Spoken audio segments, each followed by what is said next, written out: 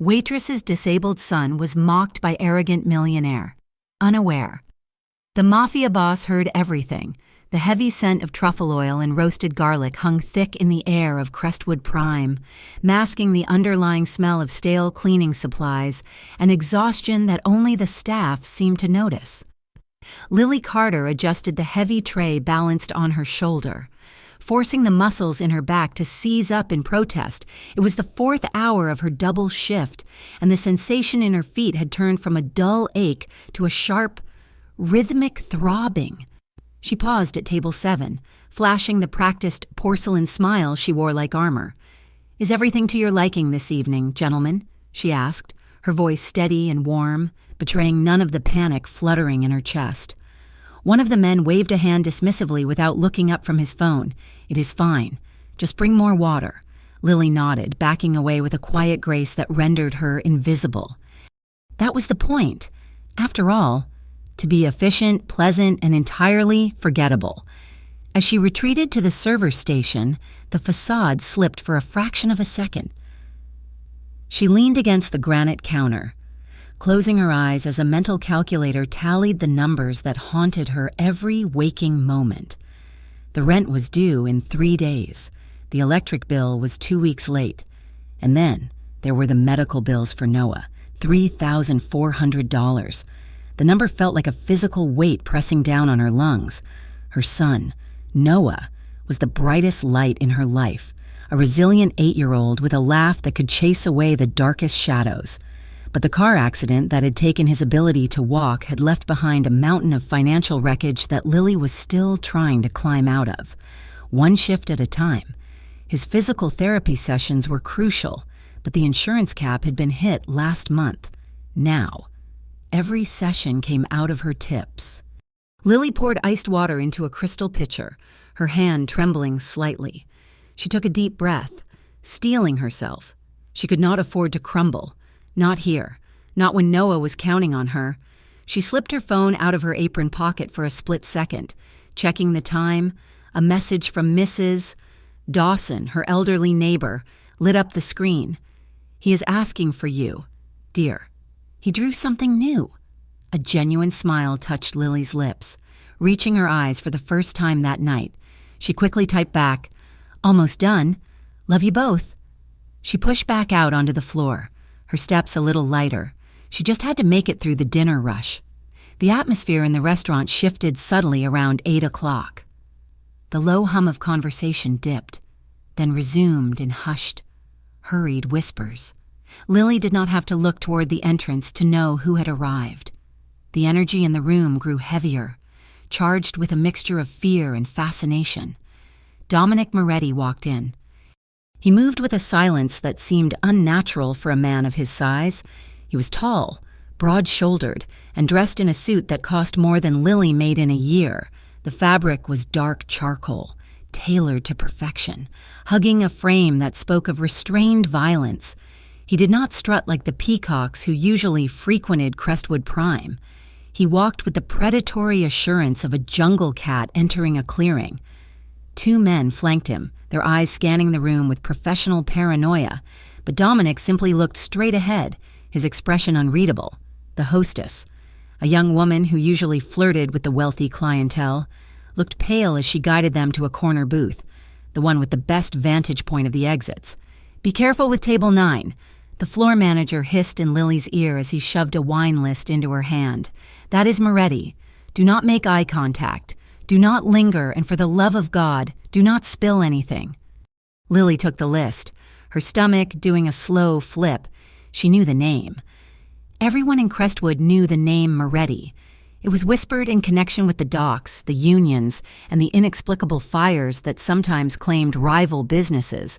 It was bad news. She approached the table, keeping her eyes lowered respectfully. "Good evening. May I start you off with something to drink?" Dominic looked up. His eyes were dark, intelligent, and startlingly direct. He did not look at her chest or scan her body like most of the men did. He looked at her face. "Sparkling water," he said, his voice a deep baritone that seemed to vibrate in the air between them. "And a bottle of the Barolo. Please." The please threw her off. It was said quietly, without irony. "Of course. Lily said. Throughout the next hour, she serviced the table with meticulous care. Contrary to the rumors of his brutality, Dominic Moretti was the easiest customer she had all night. He did not demand attention. He spoke to his men in low tones, but whenever Lily approached, silence fell, and he would nod his thanks. When she brought the check, he left a tip that made her breath hitch in her throat. $200 on a $300 bill.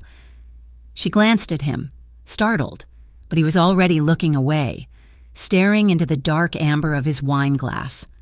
The peace of the evening was shattered 20 minutes later. The front door swung open, and a group of 5 men poured in, bringing a gust of cold air and loud, boisterous laughter with them. At the center was Brandon Pierce. Lily's heart sank. Brandon was a tech millionaire who had made his fortune in data mining, and he wore his arrogance like a neon sign.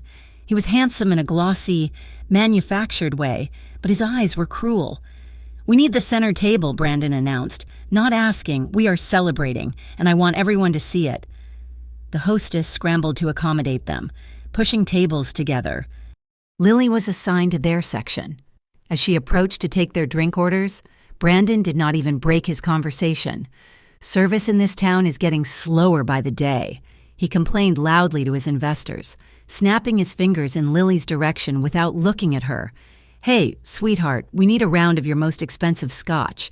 And try to be quick about it. My time is worth $5,000 a minute." Lily clenched her jaw but nodded. "Right away, sir." People who have to work nights for tips just do not understand the concept of urgency. Brandon sneered to the man on his right, loud enough for Lily to hear as she walked away. She made it to the back alleyway on her break, the cold night air biting at her exposed arms, but the chill felt good against her flush skin. She leaned against the brick wall and dialed home. "Mom!" Noah's face filled the screen, pixelated but beaming. "Hey, baby," Lily said, her voice instantly softening. "How are you? Are you being good for Mrs. Dawson? I drew our future house," Noah said, holding up a piece of crinkled construction paper. Lily squinted at the drawing. It showed a square house with a massive garden, and distinctively, a long, sloping ramp leading to the front door. "See?" Noah pointed. "No stairs, so I can go everywhere fast. And look." He pointed to 3 stick figures standing in the yard. There was a small one with wheels, Noah, a figure with long hair, Lily, and a third figure, tall and broad, drawn in black crayon. "Who is that?" Lily asked, a confused smile tugging at her lips. "That is the helper," Noah said confidently. "Someday we will have someone to help you, Mom, so you do not have to be tired all the time."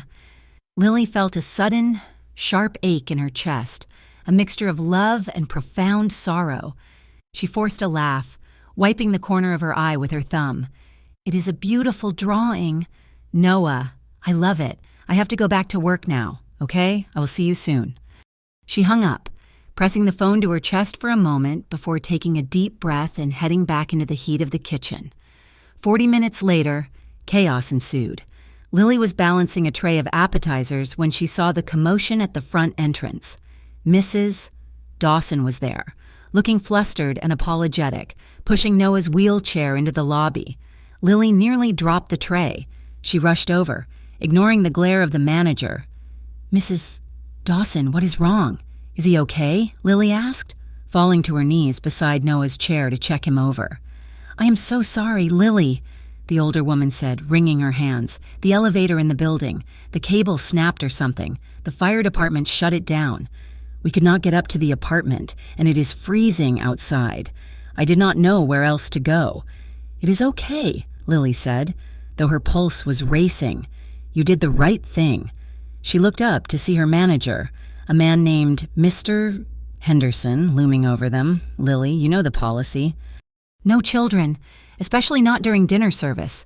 "Please, David," Lily pleaded, her voice low. "The elevator is broken. He has nowhere to go. I just need 1 hour to finish my tables. He will be quiet. He can sit in the corner, please." The manager sighed, looking at the wheelchair with distaste, but nodded toward a small, secluded table near the coat check. "Fine, 1 hour. But if he makes a sound, you are clocked out. Lily got Noah settled with his coloring book and crayons. "Be a quiet mouse for Mommy, okay?" she whispered, kissing his forehead. "I promise." Noah whispered back, clutching his black crayon. Lily returned to the floor, her nerves frayed. She tried to focus on her work, but her eyes kept darting to the corner where Noah sat, small and fragile in the machinery of his chair. She was pouring wine for Brandon Pierce's table when disaster struck. Brandon, fueled by 3 glasses of scotch and the adoration of his sycophants, stood up to head to the restroom. His path took him directly past the coat check. He stopped. Lily froze, the bottle in her hand suspended. Brandon looked down at Noah, who was happily coloring his picture. The millionaire's face twisted into a sneer. He turned back to his table, his voice booming across the restaurant. "Unbelievable. Is this what we call ambiance now?" The restaurant went quiet. Noah looked up, his eyes wide and fearful. Brandon laughed, a harsh, grating sound. "I come here to spend $5,000 on dinner, and I have to look at broken kids." He gestured vaguely at Noah's legs. Talk about defective products. Lily dropped the wine bottle. It did not break, but it hit the table with a heavy thud, splashing red liquid onto the white cloth. She did not care. She was moving before she could think, her maternal instinct overriding every protocol of her job. Brandon was not finished. He leaned in closer to Noah, who shrank back into his seat. "I guess genetics are a lottery, huh, kid? Someone like your mother must have made some bad choices to end up with a scrap heap like this." Noah dropped his crayon. His lower lip trembled, tears welling in his eyes. "That is enough!" Lily's voice rang out, shaking but fierce. She placed herself between Brandon and her son, her small frame vibrating with rage. "You do not speak to him. You do not look at him." Brandon looked at her, amused. "Oh, look. The waitress has claws. I'm just stating facts. Sweetheart, it is a business principle. Quality control." He looked back at his investors, expecting laughter. Instead, the room had gone deadly silent. The silence was not because of Brandon. It was because of the man who had just risen from the corner booth. Dominic Moretti did not rush. He set his napkin down on the table, folded neatly. He stood up, buttoned his suit jacket, and walked across the dining room floor. The sound of his dress shoes on the hardwood was the only noise in the entire establishment. Brandon did not notice him until Dominic was standing directly behind him. Brandon's investors, however, had gone pale. They recognized the predator in the room. "Brandon," one of the investors whispered urgently. "Sit down." Brandon ignored him, opening his mouth to throw another insult at Lily. "Apologize," a voice said. It was not a shout. It was a command, spoken in a tone so low and rough it sounded like gravel grinding together. Brandon spun around. He found himself staring into the chest of Dominic Moretti. He had to crane his neck to look the mob boss in the eye. "Excuse me?" Brandon asked, his bravado slipping slightly but his arrogance still intact. "Do you know who I am?"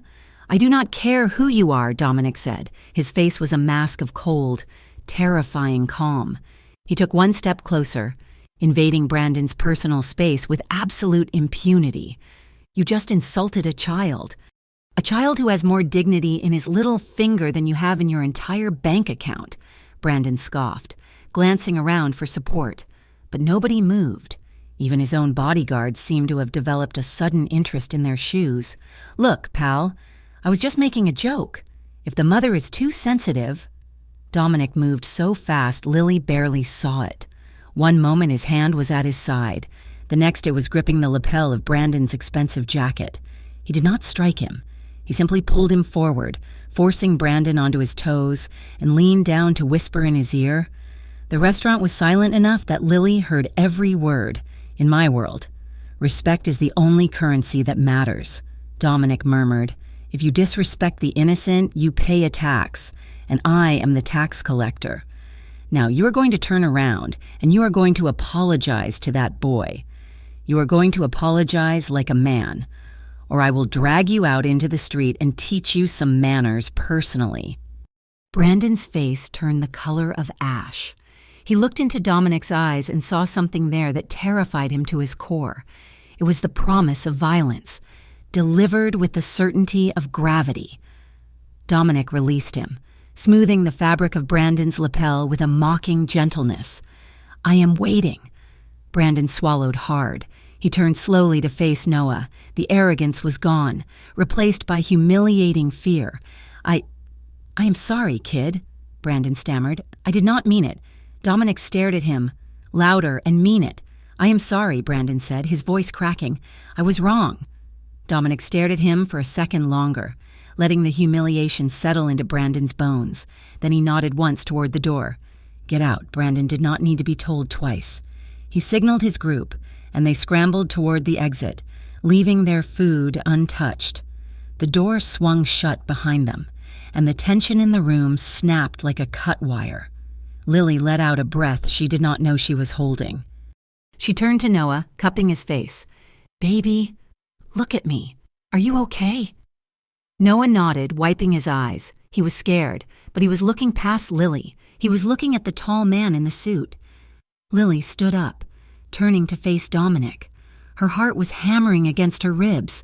She knew she should be terrified of him. She knew what he was, but in that moment, all she felt was an overwhelming, dizzying gratitude. "Thank you," she whispered. "You did not have to do that." Dominic looked at her. His expression had softened, the terrifying edge vanishing as if it had never been there. He shrugged, adjusting his cuffs. "I do not like bullies," he said simply. He looked down at Noah. He crouched down, ignoring the crease it put in his expensive trousers. So he was eye level with the boy. That was a lot of noise for a quiet night. "Huh?" Dominic said gently. Noah nodded shyly. "You handled it good," Dominic said. He reached out and lightly tapped the arm of the wheelchair. "You are the bravest kid in this place. A lot braver than that guy. Do not forget that." Noah beamed, a small, tentative smile returning to his face. "Thank you, Mister." Dominic stood up. He held Lily's gaze for a moment longer than necessary. His eyes were dark and heavy, and for a second, Lily felt like he could see every secret fear she kept hidden behind her uniform. "Take care of him," Dominic said softly. He turned and walked away, his bodyguards falling into step behind him. Lily watched him go, feeling a strange trembling in her hands. The restaurant staff began to move again, the whispers starting up with renewed vigor, but Lily heard none of it. She looked at the door where Dominic had disappeared into the night. She felt a profound sense of relief, but beneath it, a current of unease rippled through her. The air around her felt different now, charged. Something big had just shifted in her life. She just did not know if it was a salvation or a storm. By the time Lily clocked in for her shift the next morning, the incident at Crestwood Prime had already mutated from a hushed restaurant secret into a full-blown local scandal. The break room buzzed with the frantic energy of gossip. Sarah, one of the younger waitresses, was huddled over her phone with two bussers, their eyes wide as they scrolled through a local community forum. "Look at this," Sarah whispered, angling the screen toward Lily as she tied her apron. Someone snapped a photo. It is blurry, but you can clearly see Brandon Pierce looking like he is about to cry. And look at the caption. "Tech mogul schooled by mystery man." Lily felt a cold knot tighten in her stomach. She glanced at the screen. The image was grainy, taken surreptitiously from under a table, but the posture of defeat in Brandon's shoulders was unmistakable. "Is everyone talking about it?" Lily asked, her voice tight. "Everyone," Sarah confirmed. "And the rumors are nasty." "Lily, they are saying Brandon is furious. He called the owner this morning, screaming about lawsuits and incompetence. He wants heads to roll. He wants someone fired," the busser added ominously. Lily turned away, opening her locker to hide the trembling in her hands.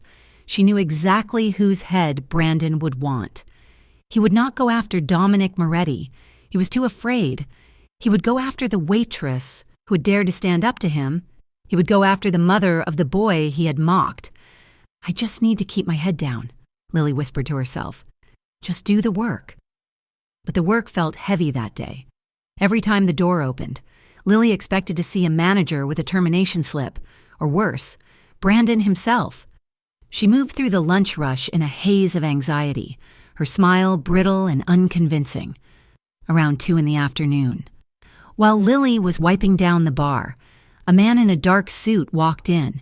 He was not a customer. He stood by the host stand, scanning the room with a professional detachment that made Lily's heart stop. He was one of the men who had stood guard behind Dominic the night before.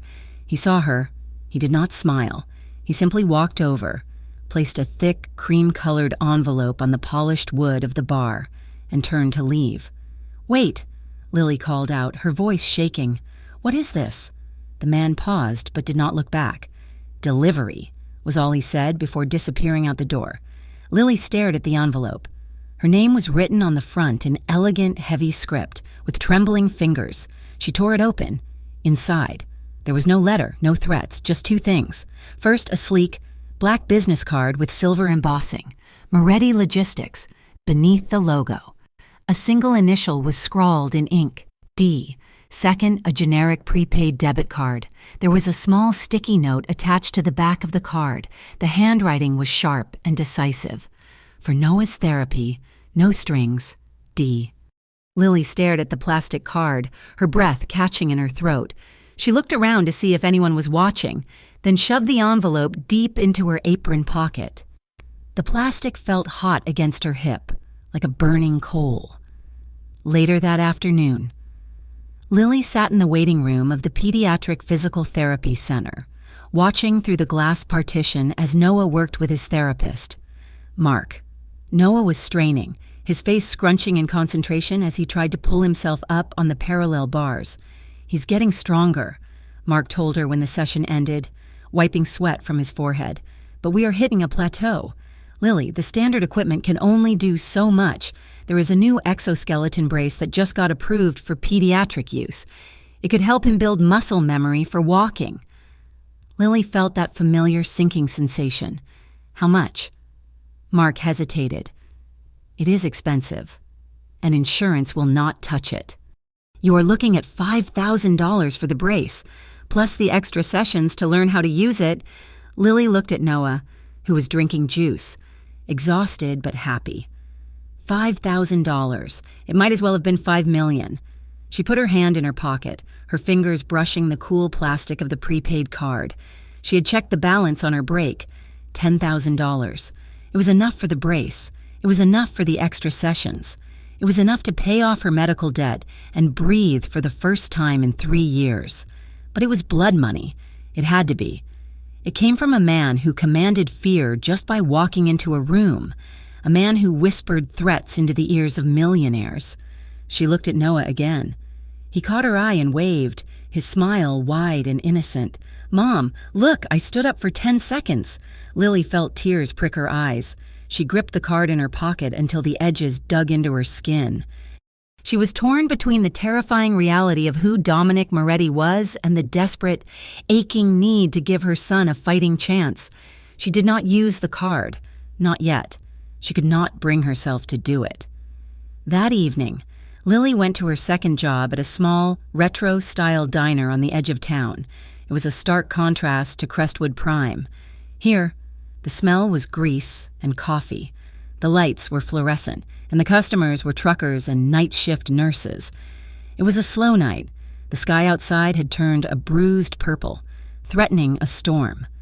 Lily was refilling the sugar dispensers at the counter when the bell above the door chimed. She looked up and froze. Dominic Moretti walked in. He looked out of place in the faded vinyl booth, his tailored suit a sharp contrast to the cracked linoleum floor. He did not have his bodyguards this time. He was alone. He walked straight to the counter and sat on a stool 3 seats away from where Lily stood. "Coffee. Black," he said. "And a slice of cherry pie." Lily stood rooted to the spot. Her heart hammered against her ribs. She looked around the empty diner.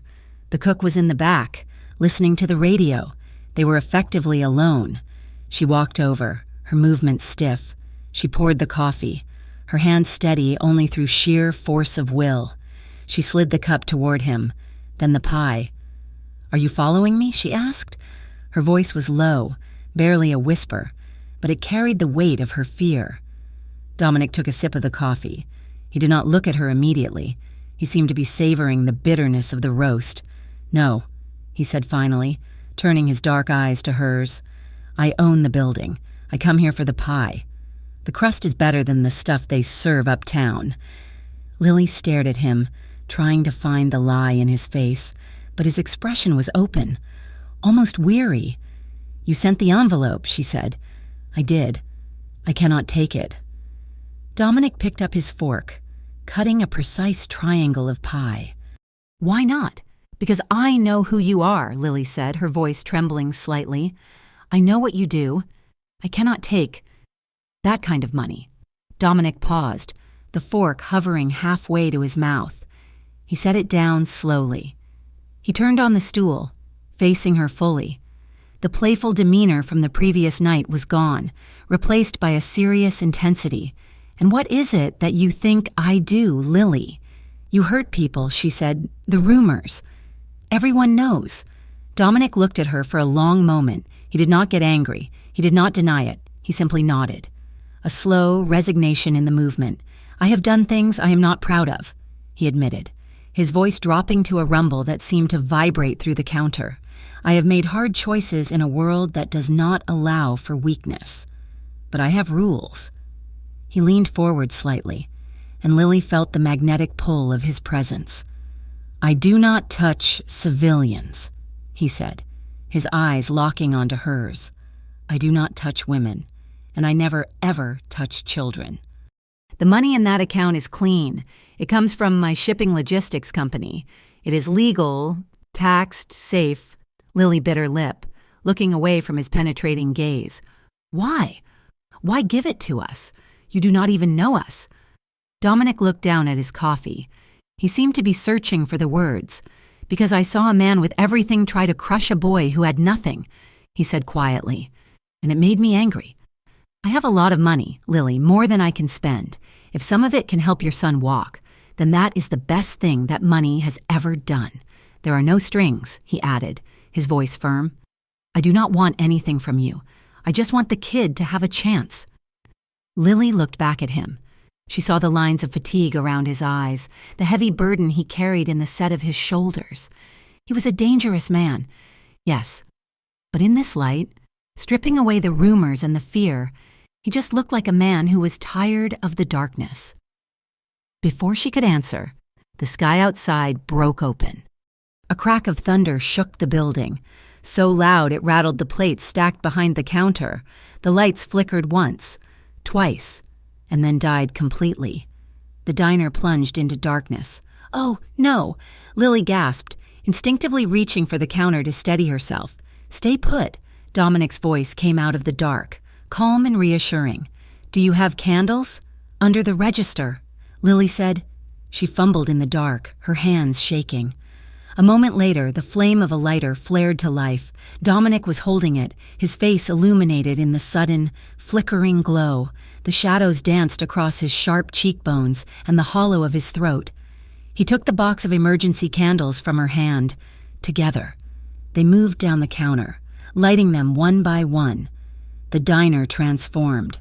The harsh fluorescent glare was replaced by a soft, amber warmth.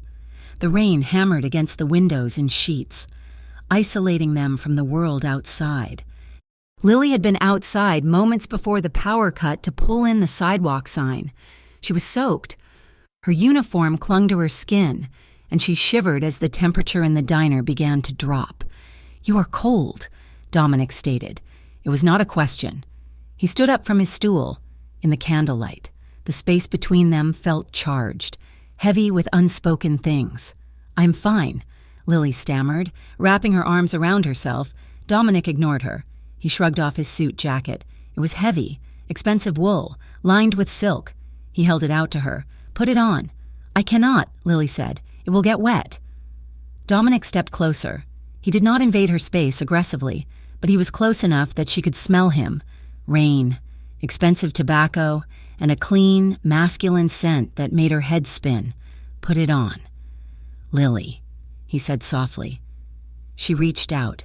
Her fingers brushed against his as she took the jacket. A jolt of electricity seemed to arc between them, sharp and sudden. Lily gasped softly, her eyes flying to his. Dominic did not pull away. His hand lingered near hers for a fraction of a second too long. She slipped the jacket on. It was massive on her, engulfing her small frame, but it was warm. It held his body heat. It felt like being wrapped in a protective embrace. "Better?" he asked. His voice was lower now, intimate. His gaze traveled over her face, lingering on the damp strands of hair plastered to her cheeks, then dropping to the curve of her neck where a drop of water was sliding down. Lily saw his jaw tighten. She saw his hand twitch at his side, as if he were fighting the urge to reach out and wipe the droplet away. "Yes," she whispered. "Thank you." They stood there for a moment, the sound of the rain filling the silence. The air was thick with a tension that had nothing to do with fear and everything to do with the man standing in front of her. "Come sit," Dominic said, gesturing to the booth behind him. No point standing in the dark. They sat in the booth, a single candle flickering between them. Lily wrapped her hands around her coffee mug, which was still warm.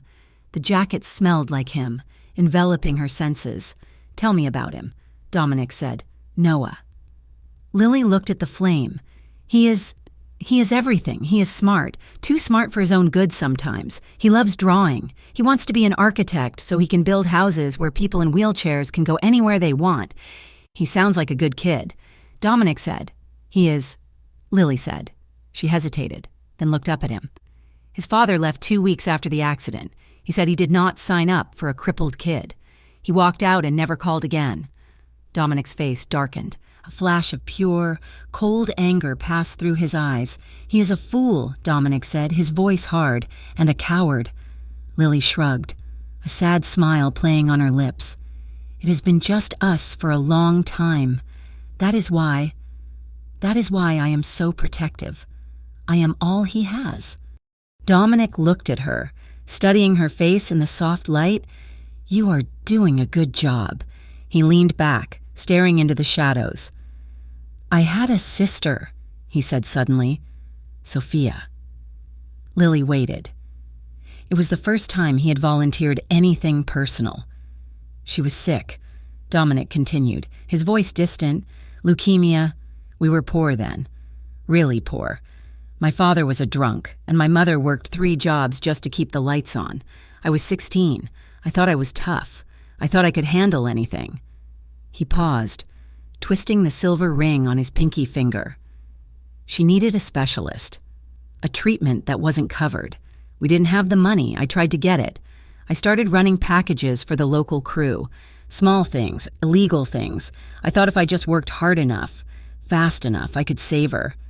He looked at Lily, his eyes stark and vulnerable. "I was too slow. She died 3 months later. I had a shoebox full of cash under my bed, and it did not matter. She was gone." "I am so sorry. Dominic," Lily whispered. Her heart ached for the boy he had been. The desperate brother trying to save his sister. "That is when I learned," Dominic said, his voice hardening again. "Money is not just paper. Money is a shield. It is a weapon and power. Power means nobody can ever tell you no when you need to save someone you love." He looked at her, and the vulnerability vanished, replaced by the steel of the man he had become. But Lily had seen it. She had seen the wound beneath the armor. "I never want another kid to suffer because the adults around them do not have the means to help," he said. "That is why I gave you the card. It is not charity. Lily, it is penance." Lily felt a tear slide down her cheek. She reached across the table, covering his hand with hers. His skin was rough, his knuckles scarred, but his hand was warm. "Thank you," she said again. But this time, she meant it differently. She was not thanking the mob boss. She was thanking the brother who remembered his sister. The rain began to slow outside, the thunder rumbling further away. The moment in the booth felt suspended in time, fragile and precious. Lily realized she was still wearing his jacket. She stood up.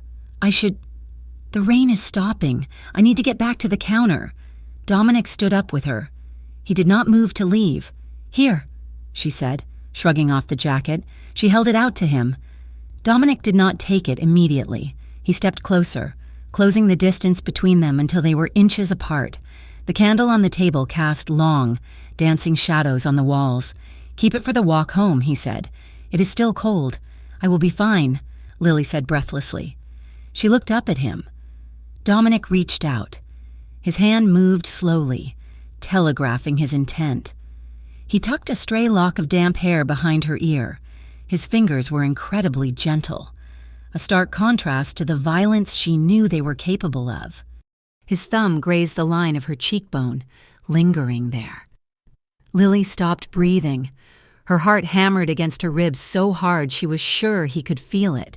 She looked at his mouth. It was a firm, uncompromising mouth, but in the candlelight, it looked softer. Dominic leaned in, just an inch. His eyes dropped to her lips, dark with a hunger he was barely holding in check. Lily felt her body sway toward him, drawn by an invisible gravity. She wanted him to close the gap. She wanted to know what he tasted like. Then, reality crashed back in. The image of the bodyguards, the rumors, the danger, the gun she imagined he carried under that tailored suit. She pulled back, stepping away sharply. I cannot, she whispered. Dominic froze. His hand dropped to his side. He took a deep breath, and when he looked at her again, the mask was back in place, respectful, distant, of course. He said, his voice was rough. He took the jacket from her hands, shrugging it on. The warmth of his body left her, and she felt instantly colder. I will walk you to the bus stop, he said. It is not safe to walk alone this late. Lily nodded mutely. She grabbed her purse and locked the front door of the diner. Outside, the rain had turned to a steady drizzle. The air smelled of wet asphalt and ozone. Dominic opened a large black umbrella, holding it high. Come on, he said. Lily stepped under the shelter of the umbrella. They walked side by side down the dark street. The sidewalk was narrow, forcing them close. Their shoulders brushed with every step, a rhythmic, electric contact that sent shivers down Lily's spine. They did not speak. They did not need to. The silence between them was heavy with everything they had almost done and everything they could not say. They reached the bus stop. The shelter was empty. The bus will be here in 2 minutes, Lily said, checking her watch. Dominic nodded. He stood with her, holding the umbrella over her head even though he was getting wet on his left side. Use the card, Lily, he said, looking straight ahead. Get the brace. Do not let pride get in the way of his legs. I will, she said softly. The bus rounded the corner, its headlights cutting through the gloom. It hissed to a stop in front of them. Lily turned to him. Good night, Dominic. Good night, Lily. She stepped onto the bus. She walked to a window seat and looked out.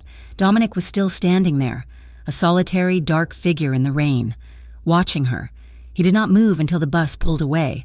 Lily pressed her hand against the cold glass, watching him disappear into the night. Her heart was racing, her mind a whirlwind of confusion and fear and a desire she had not felt in years. She knew she was walking on the edge of a precipice. She knew that getting close to Dominic Moretti was playing with fire. But as she touched her cheek where his thumb had grazed her skin, she realized with a terrifying clarity that she might already be falling. The morning sun that filtered through the floor-to-ceiling windows of Brandon Pierce's penthouse office offered no warmth, only a harsh, illuminating glare that seemed to mock the man pacing across the plush carpet. This is a disaster, Brandon hissed, throwing his tablet onto the mahogany conference table. It slid across the polished surface and came to a stop in front of his lead attorney, a man named Sterling who charged $600 an hour to make problems disappear. I am looking at the engagement metrics, Brandon continued, his voice rising. The video has 50,000 shares, 50,000 people watching me being dressed down by some cheap thug in a suit, and the comments? They are laughing at me. Sterling adjusted his glasses, looking unruffled. The narrative is currently uncontrolled. Brandon, you look weak. The internet hates weakness. Then fix it. Brandon slammed his hand on the table. That is what I pay you for. I want the narrative changed. I was not intimidated. I was de-escalating a volatile situation. I was the victim of a thug's intimidation tactics. He walked to the window, staring out at the city skyline he felt he owned. And that waitress, Brandon muttered, his eyes narrowing. She set me up. The way she looked at him. They are in on it together. I want her destroyed. Sterling, I want her credibility shredded so fine that she cannot get a job scrubbing floors in this city. Sterling made a note on his legal pad. We can pressure the restaurant. Liability is a powerful motivator.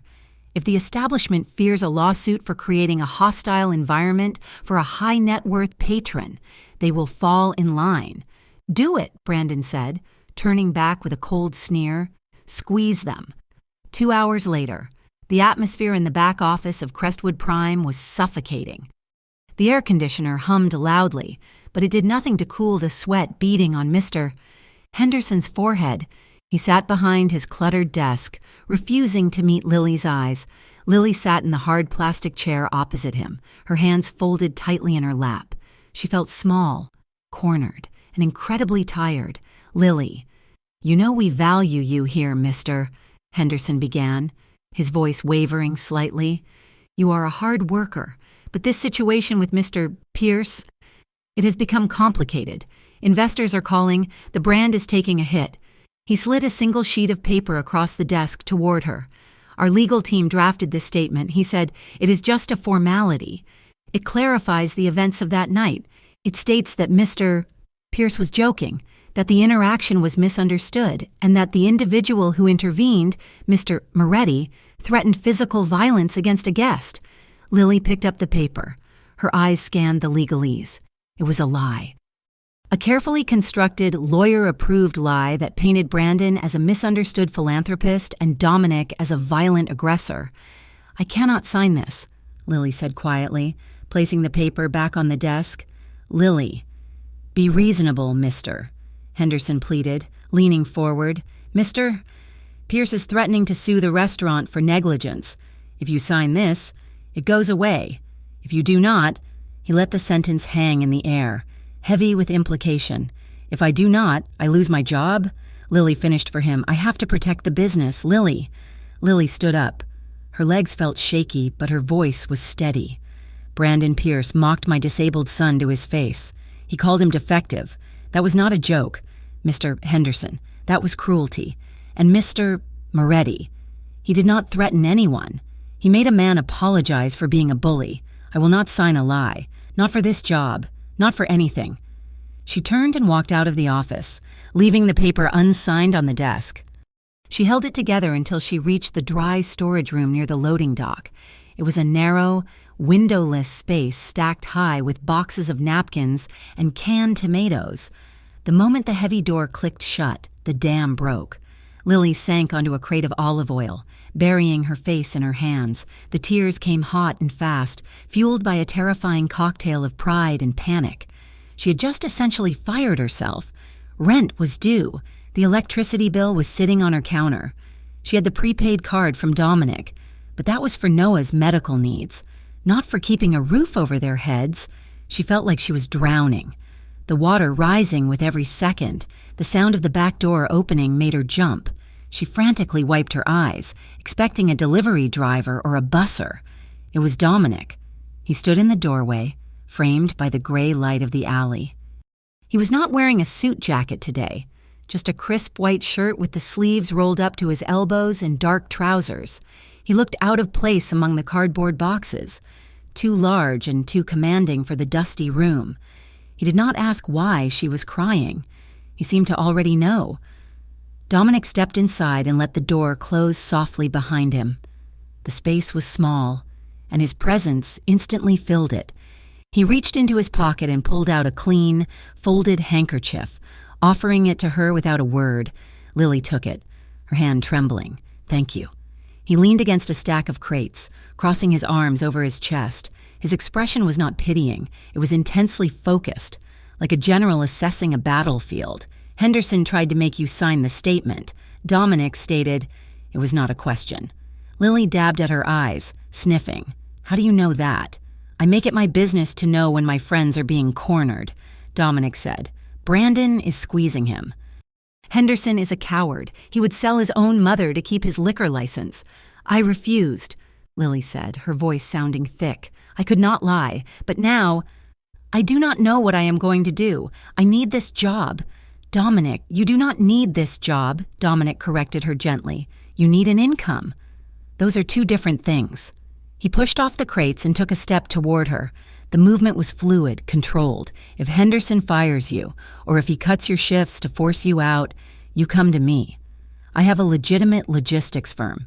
I have a real estate holding company. I need people who are honest and hardworking.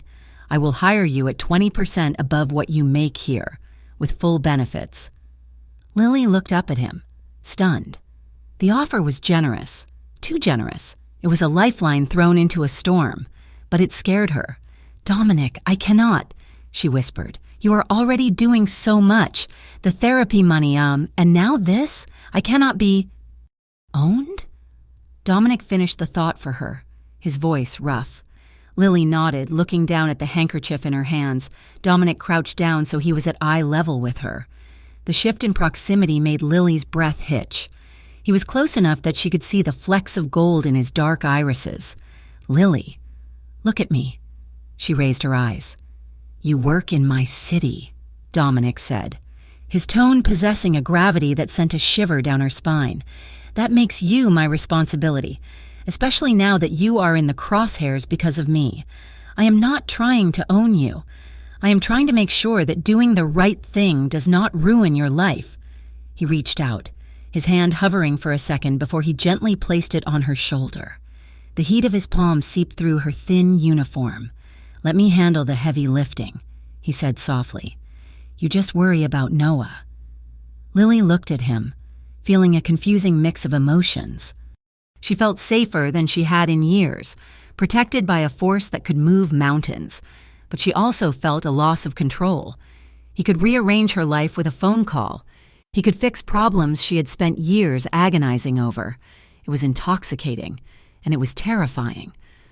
"Okay," she whispered. "Good." Dominic stood up, his hand lingering on her shoulder for a heartbeat before dropping away. "Now, wash your face. Do not let them see you cry. It gives them power." 2 nights later, the intercom in Lily's apartment buzzed. "It is Dominic," the voice came through the crackling speaker. "I have something for Noah." Lily buzzed him in, her heart doing a traitorous double beat. She quickly smoothed her hair and checked the living room. It was clean, but cluttered with the reality of raising a child in a 1-bedroom apartment. Noah's toys were in a bin, but his wheelchair took up significant space, and the dining table was covered in bills. When she opened the door, Dominic was standing there holding 2 large grocery bags and a sleek black laptop case tucked under his arm. "I hope I am not interrupting," he said. "No, not at all." "Come in," Lily said, stepping back. Dominic stepped into the small entryway in the vastness of the restaurant or the open street. He was imposing. In her tiny apartment, he was overwhelming. His shoulders seemed to span the width of the hallway. "I brought dinner," he said, lifting the bags, steaks and vegetables, "and I had my tech guys refurbish this laptop. It has the software Noah needs for his online classes." Lily stared at him. "Dominic, this is too much. It was gathering dust in a warehouse," he lied smoothly. "Where do you want these?" "The kitchen," Lily said, pointing. The kitchen was a galley style, narrow and tight. Lily followed him in to help unpack. As Dominic set the bags on the counter, he turned to face her. The space was so small that they were forced into an intimate proximity. Lily reached for a bag, but Dominic was already moving to open a cupboard. They moved at the same time. Lily took a step back to give him room, but her lower back hit the refrigerator. She stumbled slightly. Dominic's hand shot out, catching her by the waist to steady her. "Careful," he murmured. His hand was large, his grip firm and warm against her hip. He did not let go immediately. For a moment, they were frozen there in the narrow strip of linoleum. Lily looked up, her chest brushing against his shirt as she regained her balance. She could smell the soap he used, clean and sharp. She could feel the heat radiating from his body. He was looking down at her, his eyes dark and unfathomable, tracking the flush that was rising on her cheeks. "Thank you," Lily breathed, the words barely audible. Dominic's thumb brushed against the fabric of her top, a subconscious caress that sent a jolt of electricity straight to her core. He seemed to realize what he was doing and slowly, reluctantly, pulled his hand away. I will start the steaks," he said, his voice sounding slightly strained, after dinner, which Noah devoured with enthusiasm while chatting Dominic's ear off about his latest video game. Dominic produced a large, flat cardboard box from the hallway, an adjustable desk, Dominic explained, so he can draw comfortably without hurting his neck. Noah cheered, and Lily felt another wave of gratitude crash over her. "Let's get it built," Dominic said, taking off his watch and setting it on the counter. The living room was small, so they had to push the coffee table aside to make room on the rug. Dominic knelt on the floor, rolling his sleeves up further to expose his forearms. Lily sat cross-legged beside him, handing him screws and reading the instructions. There was something profoundly intimate about the scene, the feared mob boss, sitting on a worn rug, frowning at an instruction manual while holding a screwdriver.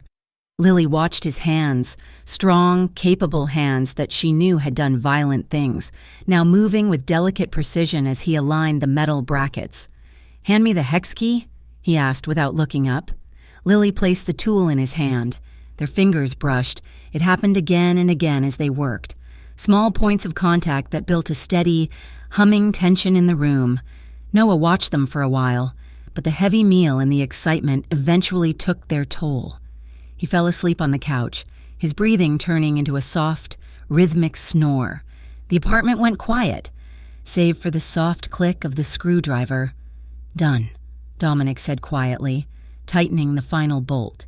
He sat back on his heels, wiping his hands on a rag. "It is perfect," Lily whispered, running her hand over the smooth wood of the desk surface. "He is going to love it." She looked at Dominic. He was watching her, his expression unguarded in the dim light of the living room. He looked tired, but also peaceful, as if the small, domestic task had given him a reprieve from his chaotic world. "Thank you, Dominic," Lily said, her voice trembling with emotion. "Not just for the desk, for everything, for making him feel seen." Before she could overthink it, before the logic of their dangerous reality could stop her, Lily moved. She leaned forward and wrapped her arms around his neck, burying her face in the crook of his shoulder. She felt Dominic stiffen instantly. His muscles turned to stone under her touch. He was a man who lived in a state of constant hypervigilance, unused to being touched without a threat assessment. But then he exhaled. A long, shuddering breath. His arms came up, slowly at first, then with sudden, fierce certainty. He wrapped them around her waist, pulling her flush against him. He held her firmly, as if he were anchoring himself to her. Lily closed her eyes, breathing in his scent. She felt the solid wall of his chest, the heavy, steady thud of his heart against hers. It was a dangerous place to be, but it felt like the only place she wanted to be. They stayed like that for a long moment, the silence of the room wrapping around them. Then, Lily pulled back slightly. She did not let go. She kept her hands on his shoulders, creating just enough space to look at him. Dominic's face was inches from hers. His eyes were dilated, searching hers with an intensity that stole the breath from her lungs. Lily raised one hand, her fingers trembling as she brushed the open collar of his shirt. She felt the warmth of his skin, the pulse beating rapidly at the base of his throat. "Dominic," she whispered. Dominic made a low sound in his throat, a sound of surrender. He brought his hand up to cup the back of her neck, his fingers threading into her hair. His touch was possessive yet reverent. "Lily," he warned, his voice a rough growl. "If I start—" "I know," she breathed. Dominic leaned in. He gave her every chance to pull away, moving slowly, his gaze dropping to her lips. When she didn't retreat, he closed the distance. The kiss was soft at first, a hesitant exploration. It was a question asked in the silence. "Is this real?" Then, Lily sighed into his mouth, and the hesitation vanished. Dominic groaned low in his chest and deepened the kiss. His other arm tightened around her waist, pulling her body into the hard lines of his. It was a kiss that tasted of suppressed longing and dangerous hope. It was slow and searching, consuming them both. Lily felt herself melting into him, her hands clutching his shirt, her head falling back as his mouth moved over hers with a masterful, starving intensity. For a few seconds, the world outside, the debts, the threats, the mafia, the fear ceased to exist. There was only the heat of his skin and the taste of him. A rustle from the couch shattered the moment. "Mom?" Noah mumbled in his sleep, turning over. The sound was like a gunshot in the quiet room. Lily and Dominic broke apart instantly. Lily scrambled back, her heart hammering against her ribs like a trapped bird. Her hand flew to her mouth, her lips swollen and tingling. Dominic pushed himself back, putting distance between them. He stood up abruptly, turning away to adjust his cuffs. When he turned back, his face was flushed, his eyes bright and wild. He looked like a man who had just woken up from a fever dream. "I should go," he said, his voice ragged. Lily nodded, unable to speak.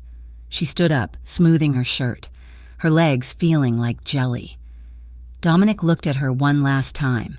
His expression was a warring mix of deep satisfaction and profound guilt. He looked at Noah sleeping on the couch, then back at Lily. "Lock the door behind me," he commanded softly. He walked out into the hallway. Lily followed, locking the deadbolt with shaking hands the moment he was gone. She leaned her forehead against the cool wood of the door, closing her eyes. She could still taste him. She could still feel the imprint of his hands on her waist, across the city, in a high-end penthouse. Dominic lay awake in his king-sized bed, staring at the ceiling. He touched his lips, the memory of her softness haunting him. He knew he had crossed a line. He knew he was dragging her deeper into the fire, and God help him, he wanted to do it again. While Lily and Dominic wrestled with the shifting tectonic plates of their relationship, a different kind of work was being done in a dimly lit office in the financial district. Brandon Pierce sat in a leather chair, holding a tumbler of scotch. Across from him sat a man named Vance, a private investigator with flexible morals and expensive fees. "I found him," Vance said, sliding a manila folder across the desk. "Dominic Moretti. It is confirmed he's the head of the Moretti crime family. They run logistics, unions, some gambling. He's careful, very careful, but the ties are there." Brandon smiled, a cold, predatory expression, a mob boss. "Perfect. And the girl?" Vance opened a second folder. "Lily Carter, she is drowning. Mr. Parse, massive medical debt, overdue rent, her credit is shot. She is desperate." Brandon took a sip of his scotch, the liquid burning pleasantly in his throat. He looked at the photo of Lily, then at the photo of Dominic. "So," Brandon mused, swirling the ice in his glass, "we have a desperate, broke waitress and a wealthy, violent criminal." He looked up at Vance, his eyes gleaming with malice. "That is the story. Vance. She's not a victim. She's a gold digger. She found herself a sugar daddy with a gun. She's consorting with known criminals to pay her bills." He leaned back, visualizing the headlines. "Leak it to the press," Brandon ordered, "but be smart about it. Frame it as an investigative piece. The thug and the gold digger. Destroy her reputation. Make people question if she is fit to raise that kid in such a dangerous environment." Vance nodded, closing the folder. "Consider it done." Brandon turned his chair to face the window, looking out at the city lights. He took another drink, savoring the bitter taste of coming victory. "You wanted a war, Moretti?" Brandon whispered to the empty room. "You just lost." The vibration of the phone on the kitchen counter sounded like a warning drill. It was 6 o'clock in the morning, the sky outside a bruised purple of pre-dawn, and Lily stood in her small kitchen, her hands gripping the edge of the laminate countertop until her knuckles turned white. She stared at the screen. The notification was from a local news aggregator, but the headline might as well have been a physical blow. "Philanthropist under attack. How a tech mogul was ambushed by organized crime and an unstable waitress." Lily felt the blood drain from her face. Her trembling finger tapped the link. The article was a masterpiece of manipulation. It painted Brandon Pierce as a martyr, a generous job creator who had been verbally assaulted while trying to enjoy a quiet meal. It described Dominic not by name, but as a known associate of the criminal underworld, a thug who used intimidation tactics to silence legitimate business owners. But the worst part was about her. Sources inside the restaurant claim the server, identified only as L. Carter, has a history of financial instability and emotional outbursts. Witnesses suggest the confrontation was a staged attempt to extort money from Mr. Pierce, orchestrated with the help of her alleged romantic partner, a man with deep ties to the city's mafia families. There was a photo. It was grainy, taken from a distance, but it showed Lily leaning into Dominic's car window, her face partially obscured but her uniform clearly visible. Lily scrolled down to the comments. It was a mistake. She looks like trouble. Who brings a kid to a high-end restaurant anyway? Gold digger. She probably planned the whole thing. Someone should call social services. That kid is not safe with a woman involved with mobsters. The phone buzzed again in her hand. It was an unknown number. Lily answered instinctively. Hello? We know where you live. You leech, a male voice rasped. Stay away from good men like Brandon. Lily dropped the phone. It clattered against the linoleum floor. She backed away, her breath coming in short, panicked gasps. The walls of her apartment suddenly felt very thin. By noon, the digital nightmare bled into reality. A sharp, authoritative knock echoed through the apartment. Lily was sitting on the floor with Noah, helping him with a puzzle, trying to keep the terror out of her voice. She froze. Stay here, baby, she whispered. She walked to the door and looked through the peephole. It was a woman in a beige trench coat, holding a clipboard. Beside her stood a uniformed police officer. Lily opened the door, her heart hammering against her ribs like a trapped bird. Can I help you? Miss Carter, the woman asked. Her voice was flat, professional. I am Sarah Jenkins from Child Protective Services. We received an anonymous report concerning the welfare of your son, Noah.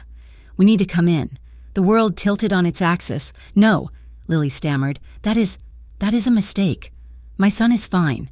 We have a report alleging that the child is being exposed to dangerous criminal elements and that the home environment is unstable. Miss, Jenkins said, stepping forward, I am legally required to investigate. May we come in? Or do I need to get a warrant? Lily stepped back, feeling bile rise in her throat. Come in. The next hour was a blur of humiliation. The woman opened her cupboards, checked the refrigerator, and inspected Noah's bedroom. She asked Noah questions that made Lily want to scream. Questions about who visited the house, if his mother ever left him alone, if he was ever scared. Noah, confused and frightened, answered quietly, I am safe. Mom takes care of me. As Miss? Jenkins was writing notes in the living room. Lily's phone buzzed again. She glanced at it. A text from Dominic. I am outside. I am not coming in. It would make it worse, but I am here. Lily looked toward the hallway. Through the open apartment door, she could see a shadow standing near the stairwell. He was keeping his distance, respecting the optics, but his presence was a heavy, palpable weight. Miss, Jenkins finished her notes. We will keep the file open. Miss Carter, given the nature of the allegations and the individuals mentioned in the report, we will be conducting a follow-up. I strongly suggest you consider who you allow around your son. She handed Lily a card and walked out, the officer following. As soon as the door clicked shut, Lily's legs gave out. She slumped against the wood, burying her face in her hands. She could hear Noah crying softly in his room. A moment later, the door opened again. Dominic slipped inside. He looked furious.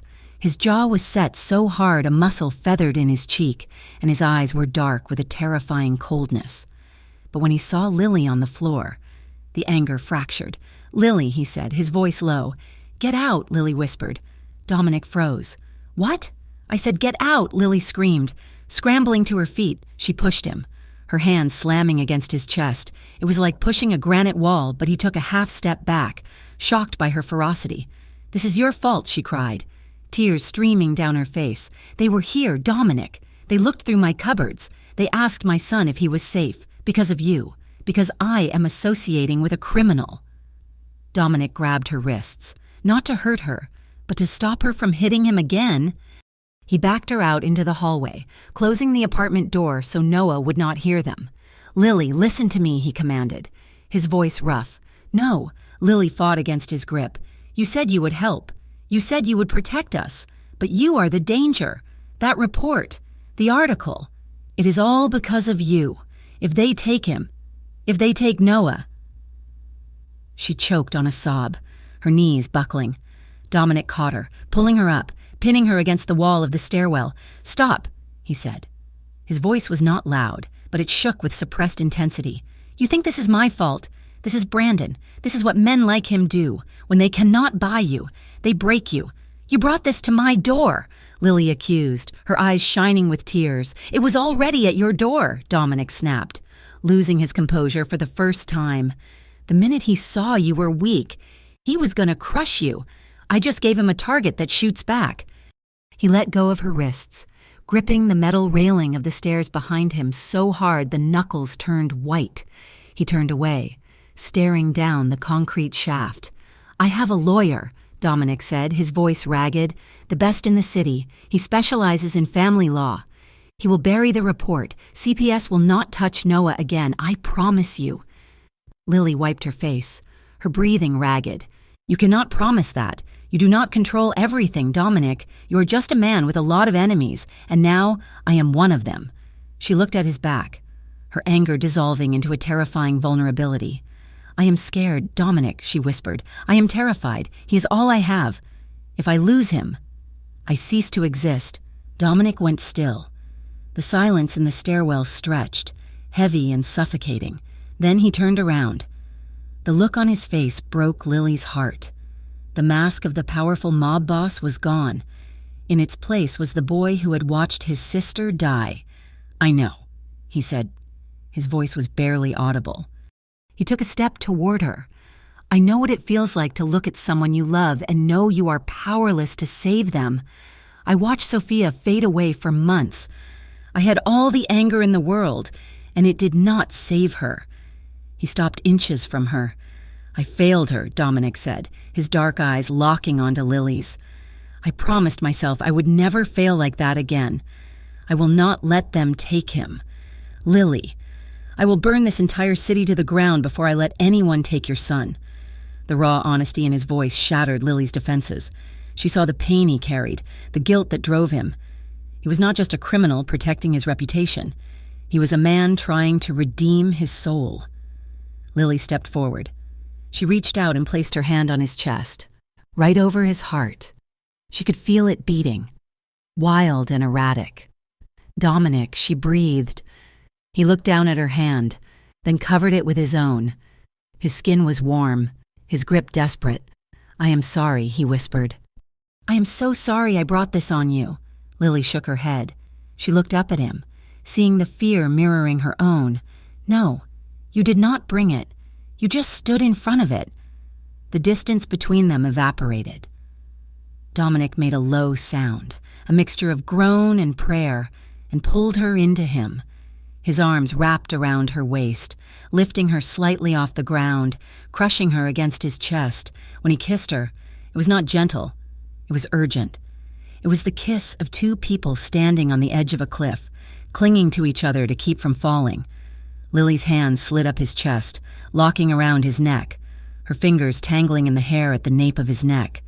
She opened to him, desperate to feel something other than fear, desperate to feel alive. Dominic's mouth moved over hers with a starving intensity, claiming her, anchoring her. He tasted of coffee and mint and danger. For a moment, in the dim, concrete stairwell, there were no lawyers, no articles, no threats. There was only the heat of his body and the fierce, protective strength of his arms. They broke apart, gasping for air, their foreheads resting against each other. We cannot stay here, Dominic murmured, his voice rough. It is not safe. The press. They might find the address. Where do we go? Lily asked, breathless. Pack a bag, Dominic said, smoothing her hair back with a trembling hand. Get Mrs. Dawson to watch Noah for tonight. I have security outside her door. He will be safe. But you need to be away from here. You need to breathe. Lily nodded. She trusted him. Against all logic, against all reason. She trusted him. 2 hours later, A black sedan with tinted windows pulled up to the service entrance of the Hotel Ethelgard. It was a boutique hotel on the edge of the city, old world and discreet. It was the kind of place where politicians and celebrities went when they did not want to be seen. Dominic guided Lily through the lobby, his hand resting protectively on the small of her back. He had changed into a fresh shirt, but the tension was still coiled in his shoulders. The suite was on the top floor. It was small but luxurious, with velvet curtains drawn against the night and a fireplace that flickered with gas flames. Dominic locked the door and turned the deadbolt. "No cameras," he said quietly. "No questions. The staff here knows me. You are safe. Lily." Lily dropped her bag on the floor. She felt exhausted, drained by the adrenaline of the day. She walked to the window, peering through the crack in the curtains at the city lights below. "Does it ever stop?" she asked. The fear. Dominic came up behind her. He did not touch her, but she could feel his heat. "No," he admitted. "But you learn to live with it. You learn to find the quiet moments in between." Lily turned to face him. The room was lit only by the fire and the soft glow of the bedside lamps. It cast Dominic in shadow and gold. He looked at her, his eyes traveling over her face, cataloging every worry line, every freckle. "Take your shoes off," he said softly. "Relax." They sat on the edge of the large bed, side by side, their shoulders touching.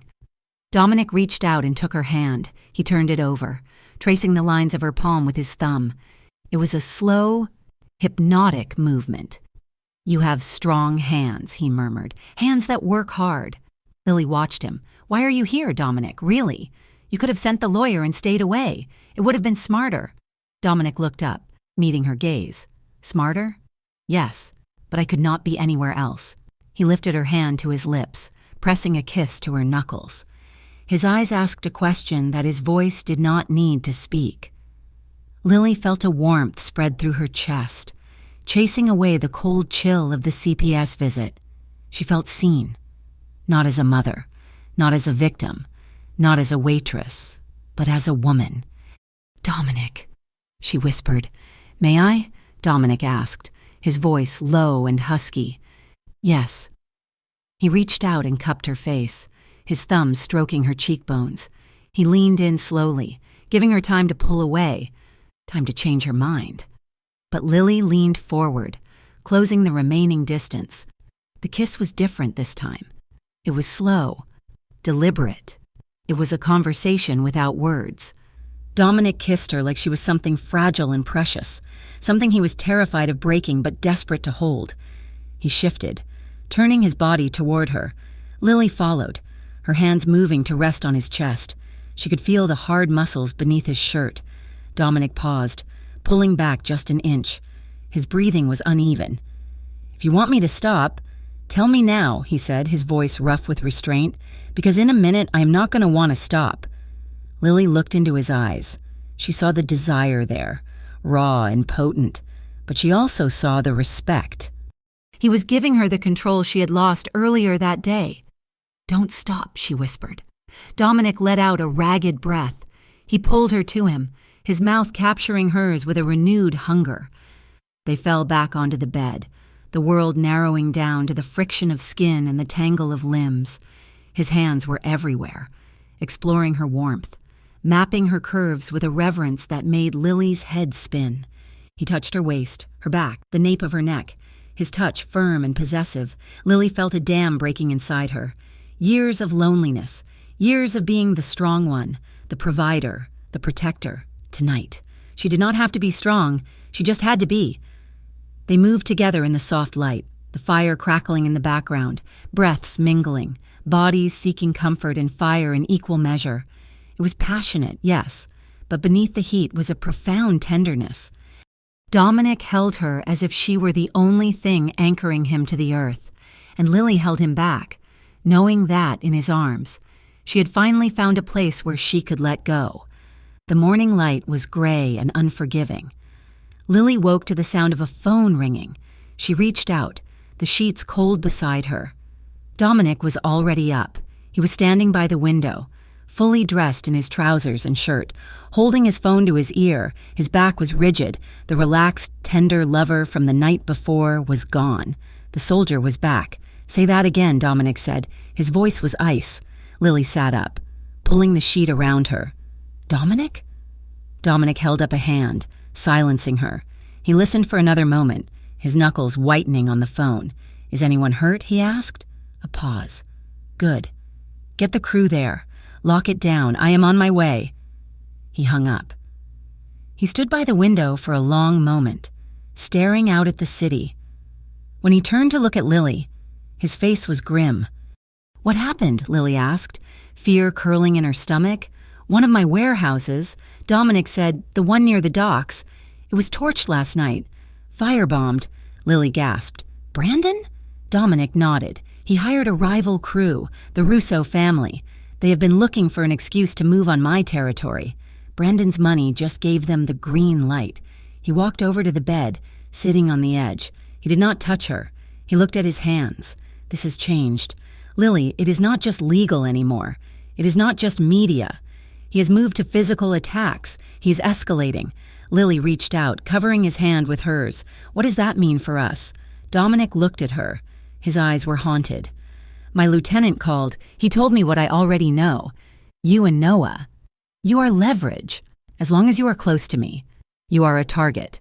They will use you to get to me." Lily felt a chill that had nothing to do with the temperature of the room. "So what are you saying? You want to leave?" Dominic turned his hand over, gripping hers tightly. "No, that is what a smart man would do. A smart man would cut ties and walk away to keep you safe." He brought her hand to his lips, kissing the palm with a desperate intensity. "But I am not a smart man. Lily, I am a selfish one. I cannot walk away. I will not." He stood up, pulling his jacket on. The transformation was complete. The vulnerability was locked away behind the armor of the Dawn. "I am going to end this," he said. "I am going to make sure Brandon Pierce never threatens anyone again. But until I do, things are going to get dangerous." He looked at her one last time, his expression fierce and possessive. "Get dressed. Lily, I am taking you to Noah. Then I have a war to fight." Lily watched him, her heart aching. She knew he was right. She knew the danger was real. But as she remembered the way he had held her in the dark, she knew she was in this war with him. Whether she wanted to be or not, the warehouse district on the south side of the city was a graveyard of rusted metal and broken glass, a stark contrast to the gleaming glass towers where Brandon Pierce usually conducted his business. But desperation had a way of lowering one's standards. Brandon stood in the center of an empty shipping container that had been converted into a makeshift office. Across from him sat Victor Russo, a man who looked like he had been carved out of granite and bad intentions. Russo controlled the narcotics trade in the Lower East Side, a rival faction that had been trying to claw away pieces of Dominic Moretti's territory for years. "So let me get this straight," Victor said, leaning back in a folding chair that groaned under his weight. "You want me to hit Moretti. You want me to bleed his operation dry. And in exchange, you are offering me." "What?" Brandon placed a heavy briefcase on the metal table. He opened it, revealing neat stacks of cash. $200,000 as a retainer, Brandon said, his voice echoing in the hollow space. "And another $300,000 when Dominic is finished. But that is just the appetizer." He pulled a tablet from his coat pocket and slid it across the table. "I own a data mining firm. Mr. Russo, I have access to traffic camera feeds, private security networks, and digital communication logs that the police do not even know exist. I can tell you where Dominic's trucks are. I can tell you when his crew shifts are changing. I can give you eyes on every corner of his empire." Victor looked at the tablet, then at the money. A slow, shark-like smile spread across his face. "You are giving me the keys to the castle," Victor said. "I am giving you the map," Brandon corrected him, his eyes cold. "You just have to bring the fire. I want him ruined. I want his business in ashes. And I want him to watch it happen." Victor snapped the briefcase shut. "You have a deal, Mr. Pierce. We will start tonight. For Lily." The war started quietly. It began with the feeling of eyes on her back. When she left the apartment building in the morning to take Noah to school, there was always a gray sedan parked across the street. The windows were tinted, the engine idling. It never moved until she did. Then came the phone calls. Her cell phone would ring at odd hours, 2 in the morning, 4 in the afternoon. When she answered, there was only silence on the other end, just a hollow, breathing silence that lasted for 10 seconds before the line clicked dead. "It is just spam," she told Noah, forcing a smile as she hung up for the 3rd time that evening. But her hands were shaking. Dominic had noticed the surveillance before she did. He had not asked for permission. He had simply acted. 2 men, broad-shouldered and wearing earpieces, began following Lily everywhere. "They are security consultants," Dominic had told her when she confronted him about it outside the restaurant.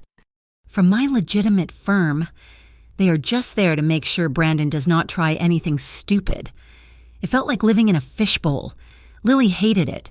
She hated the way the neighbors stared when the 2 large men stood outside her lobby. She hated the loss of privacy, the constant reminder that she and her son were targets. One Tuesday afternoon, the tension snapped. Lily was picking Noah up from his after-school art program. The autumn air was crisp, and Noah was chatting excitedly about a clay sculpture he was making. Lily looked around for her shadow. The 2 men usually parked at the corner. They were gone. She frowned, checking her phone. There was a text from Dominic. "Sent 2 minutes ago. Incident at the rail yard. My men had to respond. Sending replacements. Stay inside the school for 10 minutes. Lily looked at the school entrance. It was crowded with parents and noisy teenagers. She looked at Noah, who was already rolling toward the sidewalk, eager to get home to watch his favorite show. Their apartment was only 4 blocks away, just a 10-minute walk. "It is fine," she muttered to herself, pocketing the phone. "We are just walking home. Nothing is going to happen in 10 minutes. She caught up to Noah, gripping the handles of his wheelchair. "Let us be quick today." "Okay, buddy, I think it is going to rain." They were 2 blocks from home when she noticed the black SUV. It was creeping along the curb, matching their pace. Lily's heart skipped a beat. She walked faster, pushing the wheelchair with more urgency. "Mom?" Noah asked, sensing her tension. "Why are we running? We are not running," Lily said, her voice tight. "We're just power walking. Exercise." The SUV sped up. It pulled ahead of them and screeched to a halt, blocking the crosswalk. Lily froze. She grabbed the back of Noah's collar, ready to pull him back. The passenger door flew open. A man jumped out. He was not holding a gun. He was holding a camera with a massive telephoto lens. He rushed toward them, the shutter clicking rapidly like a machine gun. Click, click, click, click. "Hey, look here," the man shouted, getting right in Noah's face. Noah recoiled, throwing his hands up to shield his eyes from the flash. "Mom!" Lily threw herself between the man and her son. "Get away from him," she screamed. "Get back!" The man did not back off. He circled them, snapping photos of Noah's frightened face, of the wheelchair, of Lily's terrified expression. "Smile for the camera. Mob brat," the man yelled. "How does it feel to be paid for with blood money? Hey, kid, does your mom tell you where the money comes from?" He was close enough that Lily could smell the stale cigarette smoke on his breath. He was shouting insults designed to be sound bites, cruel barbs meant to provoke a reaction. "Is it true you are just a prop for a sympathy scam? Broken kids make good headlines. Right? Stop it," Lily shrieked, batting at the camera lens. Noah was crying now, shrinking into his chair, trying to make himself small. The man laughed, capturing the moment of trauma forever. Suddenly, tires squealed around the corner. A silver sedan roared onto the street, jumping the curb. Dominic's replacement security team, 2 men bailed out of the moving car before it even fully stopped. The photographer saw them. He scrambled back to the SUV. "Go! Go!" he yelled to the driver. He dove into the back seat as the SUV peeled away, leaving the smell of burnt rubber hanging in the air. Lily stood on the sidewalk, shaking violently. She turned to Noah, falling to her knees to wrap her arms around him. "I am sorry," she sobbed into his hair. "I am so sorry." That night, the adrenaline crash hit Lily like a physical blow. Noah was asleep, exhausted from the crying. Mrs. Dawson, who had come over immediately after hearing what happened, was sitting in the bedroom with him, reading a book by flashlight. Lily was in the living room. She was pacing, but her legs felt numb. Her chest was tight, constricting with every breath. She could not get enough air. The walls of the apartment felt like they were closing in. Broken kids, mob brat, blood money. The words echoed in her mind, overlapping, growing louder. She sank onto the couch, gasping, her vision blurred at the edges. A panic attack. She knew what it was, but that did not stop the feeling that she was dying. The lock on the front door clicked. Lily jumped, a strangled cry escaping her throat. "It is me," a voice called out softly. "Dominic." He entered the apartment, closing the door and locking it swiftly behind him. He looked like he had run all the way from the car. His hair was windblown, his tie loosened, his eyes wild with worry. He saw her on the couch, clutching her chest, gasping for air. "Lily," he breathed. He crossed the room in 2 strides. He did not ask what was wrong. He sat on the coffee table in front of her, forcing his way into her line of sight. "Look at me," he commanded. His voice was low, a rumble of thunder wrapped in velvet. "Breathe with me. In, out." "I can't," Lily wheezed, tears streaming down her face. They were so close. "You are safe," Dominic said fiercely. He reached out, his large hands gripping her shoulders, grounding her. "You are safe. Noah is safe. I am here." He pulled her forward off the couch and onto the floor so she was kneeling between his legs. He wrapped his arms around her, pulling her head against his chest. "Listen to my heart," he murmured, stroking her hair with a trembling hand. "Just listen to the beat." Lily pressed her ear against his shirt. Thump, thump, thump. It was steady, strong, a rhythm she could latch onto. She clung to him, her fingers digging into the fabric of his jacket. She shook apart in his arms, letting out all the terror she had held back for her son's sake. Dominic held her through it all, rocking her slightly, murmuring words of reassurance that were half Italian, half English, all desperate promises. "I will not let them touch you," he swore, his voice rough with emotion. "I will kill them before I let them near you again." Slowly, the panic began to recede. The room stopped spinning. The air returned to her lungs. Lily pulled back slightly, looking up at him. Her face was blotchy, her eyes red, her hair a mess. She felt stripped bare, utterly exposed. "I'm so tired, Dominic," she whispered, her voice breaking. "I'm so tired of feeling weak. I'm tired of running." Dominic reached up, his thumbs wiping the tears from her cheeks. His expression was fierce, almost angry in its intensity. "You are not weak," he said firmly. "You stood between a grown man and your son. You took the hit. That is not weakness, Lily. That is the strongest thing I have ever seen. You are the strongest person I know." Lily looked at him and she saw it. The absolute, unwavering belief in his eyes. He did not see a victim. He saw a warrior. The shift was sudden. The need for comfort turned into a need for something else, something to prove that they were still alive, still here, still capable of feeling something other than fear. "Dominic," she breathed. She leaned forward and he met her halfway. The kiss was desperate. It tasted of salt and fear and a fierce, reclaiming hunger. Lily's hands fisted in his shirt, pulling him closer, needing to feel the solidity of him. Dominic groaned, a low sound in his throat, and lifted her effortlessly, moving them back onto the couch without breaking the kiss. He settled her in the corner of the sofa and pressed his body against hers. They were fully clothed, layers of fabric between them, but the contact was electric.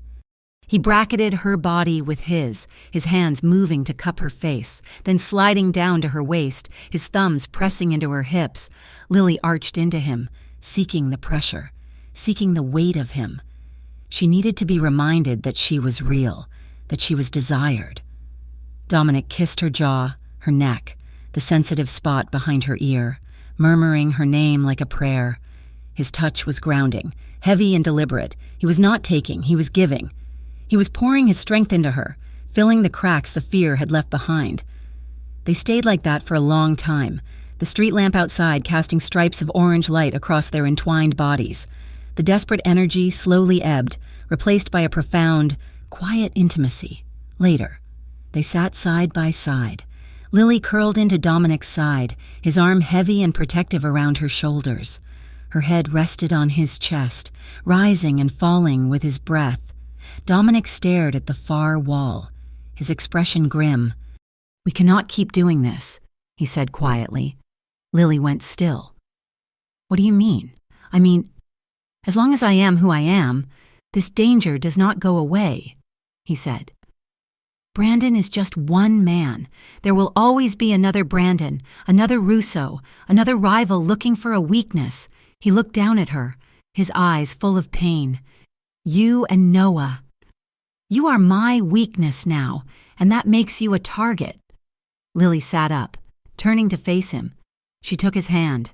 "Are you saying we should stop?" "I am saying you deserve safety," Dominic said, "and I cannot give you that. Not fully, not as long as I am the boss." Lily looked at their joined hands. She thought about the man with the camera. She thought about the fear in Noah's eyes. "I cannot raise him in a war zone. Dominic," she admitted softly, "I cannot let him be afraid to go outside." She squeezed his hand. "But I cannot ask you to be someone else. I cannot ask you to dismantle your life for us. That is not fair." Dominic looked at her, and the conflict in his eyes was heartbreaking. He wanted to promise her the world, but he knew he could only offer her a fortress under siege. Before he could answer, there was a soft knock at the door. It was not Mrs. Dawson, it was a courier service. Dominic stood up, his body instantly tense.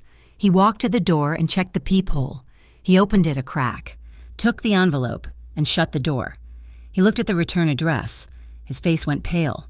"What is it?" Lily asked, standing up. Dominic handed her the envelope. "It is for you." Lily opened it. It was a thick stack of legal documents. She scanned the first page, and her knees gave way. She sat back down on the couch, the papers trembling in her hand. "It is a custody complaint," she whispered. The blood draining from her face, Brandon filed it. "He's petitioning the court for emergency removal." Lily read, her voice shaking. "He claims I am an unfit mother. He claims I am knowingly endangering a disabled child by cohabitating with known felons. He lists you, Dominic. He lists the incident at the restaurant. He lists the surveillance photos." She looked up, terror seizing her heart. "He wants to put Noah in foster care." This was not a physical attack. This was worse. This was a surgical strike at the very core of her existence. Brandon had found the one thing that could destroy her completely. Lily dropped the papers, covering her mouth to stifle a sob. "He's going to take him. He has the money. He has the lawyers. He's going to take my son." Dominic stared at the papers scattered on the floor. His face changed. The conflict, the guilt, the hesitation, it all vanished. In its place settled a cold, terrifying resolve. "He's not taking anyone," Dominic said. His voice was dead calm, devoid of emotion. He walked over to the window, looking out at the dark street where his men were patrolling. "He thinks this is a game," Dominic said. "He thinks he can use the law as a sword. He forgot that the law is just another weapon, and I know how to buy weapons." He turned back to Lily. "I have been holding back," he said. "I have been trying to play defense, trying to keep the heat off you, but defense does not win wars." He pulled his phone from his pocket. "I am going to burn him. Lily, not with fire, with the truth." He dialed a number. "Get the accountant," he said into the phone, "and get the contact at Brandon's firm, the disgruntled one. I want everything. The offshore accounts, the tax fraud, the payoffs to the zoning board, and I want the surveillance logs linking him to Victor Russo." He paused, listening. "I do not care if it implicates me," Dominic said, his voice hard as iron. "I do not care if it exposes my network. If I have to burn my own house down to trap him inside, I will do it. We are going to the federal prosecutor. We are going to give them Brandon Pierce on a silver platter." He hung up and looked at Lily. She was watching him, wide-eyed. He was risking everything, his empire, his freedom, his life. He was willing to expose his own criminal ties to destroy Brandon legally. "Why?" Lily whispered. Dominic walked over to her. He knelt down, picking up the custody papers and tearing them in half. "Because he threatened my family." Dominic said, He took her face in his hands, his thumbs wiping away the fresh tears. "And nobody touches my family." The fluorescent lights of the law office hummed with a low, headache-inducing frequency that seemed to match the tension radiating from Lily Carter. She sat across from Mr. Thorne, a high-priced family attorney Dominic had retained for her. The mahogany desk between them was covered in files, but Lily could only stare at the notepad where Thorne had scrawled a list of potential cross-examination questions. "Miss Carter," Thorne said, his voice gentle but unrelenting. "We have to be prepared. Brandon's legal team is going to go for the jugular. They are not interested in the truth. They are interested in a narrative." He tapped the paper with his pen. "They will ask you, under oath, to define your relationship with Dominic Moretti. If you say he is just a friend, they will produce the surveillance photos of him entering your apartment late at night. If you say he is your partner, they will introduce his police file, which is thick enough to serve as a doorstop." Lily gripped the arms of her chair. "He's the only one who has ever protected us," she said, her voice trembling. Thorne sighed, taking off his glasses. "The court does not see protection. Lily, they see endangerment. They see a single mother bringing a child into the orbit of organized crime. If you admit you love him, you might lose your son." Lily felt the tears prick her eyes. "So I have to lie? I have to say he means nothing to me?" Thorne looked at her sympathetically. "You have to convince a judge that your son's safety is your only priority. And right now, Dominic Moretti is a liability to that safety. While Lily fought a war with words, Dominic was fighting a war with information. In the basement of a nondescript electronics repair shop in Little Italy, Dominic stood over a mixing console. Beside him sat a nervous man in a rumpled suit, Brandon's former chief accountant, and a young woman who had worked in Brandon's IT department until she was fired for asking too many questions. "Play it again," Dominic commanded. The young woman pressed a key. The speakers crackled, and then Brandon Pierce's voice filled the room. Clear and arrogant. "I do not care about the zoning laws. Victor, pay the inspector. If he does not take the money, break his legs. I want that warehouse operational by next month. And as for Moretti, I want him buried. Use the girl if you have to. Squeeze the kid. I want him to suffer." Dominic's hands curled into fists at his sides. The recording was from a meeting Brandon had thought was secure. It was proof of conspiracy, bribery, an intent to commit violence. "And the financials?" Dominic asked, looking at the accountant. The man swallowed hard, wiping sweat from his forehead. "It is all there. Mr. Moretti, offshore shell companies, tax evasion, money laundering through the construction contracts. If the IRS sees this, he goes away for 20 years. Dominic nodded, his expression cold and satisfied. He picked up a small silver USB drive from the table. "This is the bullet," he said quietly. "Now I just need to pull the trigger." The attack, when it came, did not happen in the courtroom or on a balance sheet. It happened on a sunny Tuesday afternoon, 3 blocks from Crestwood Elementary. Noah was rolling his wheelchair along the sidewalk, chatting happily with the school aide who walked him to the corner where Lily usually met them. He was talking about the new adjustable desk at home, how it made him feel like a real architect. A white van screeched to the curb, jumping the sidewalk and blocking their path. Before the aide could react, the side door slid open. 2 men wearing ski masks jumped out. "Hey!" the aide shouted. Stepping forward, one of the men shoved her hard, sending her sprawling onto the grass. The other grabbed the handles of Noah's wheelchair. "Mom!" Noah screamed, his hands scrabbling uselessly at the wheels. The man did not bother with the chair. He unbuckled the strap across Noah's lap and yanked the boy out, lifting him like he weighed nothing. Noah kicked and screamed, terror etched on his small face, but the man was too strong. He tossed Noah into the back of the van and slammed the door. The van peeled away, tires smoking, leaving the empty wheelchair overturned on the concrete, one wheel still spinning lazily in the silence. Lily arrived 2 minutes later, running because she was late. She saw the small crowd gathered. She saw the aide sitting on the grass, crying into her phone. And then she saw the wheelchair. The scream that tore from Lily's throat was not human. It was the sound of a mother's soul ripping in half. She fell to her knees beside the overturned chair, clutching the empty seat, her world dissolving into a red haze of pure, unadulterated horror. Dominic was in a meeting with his capos when his phone rang. He ignored it. It rang again immediately.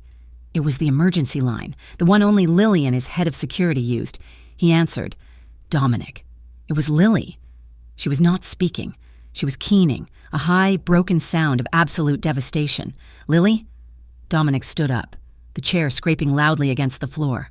Lily, talk to me. They took him. She sobbed, the words choking her. They took my baby. The van. The wheelchair is just empty.